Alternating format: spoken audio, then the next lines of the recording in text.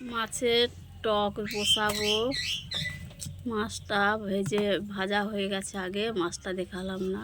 টক বসাবো। তেল 5 ফুটন দিলাম তেলের মধ্যে। পেঁয়াজ, ঢেঁড়স দিলাম, হলুদের গুঁড়া, লঙ্কার গুঁড়ো। ঢেঁড়সটা ভালো করে কষিয়ে নেব। আমসি দিয়ে টক বানাবো।